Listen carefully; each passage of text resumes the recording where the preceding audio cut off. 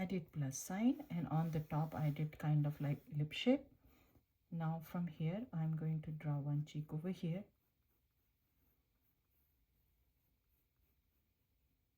I erased this guideline. Now over here I'm going to draw one tilted circular shape or a lip shape or oval shape, whatever shape you like for the eye.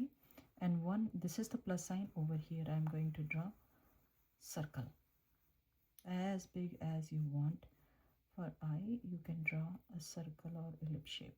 Now over here I will draw two lines and connect them for the fin.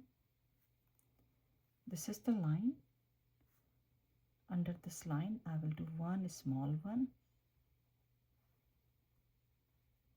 and one bigger one over here.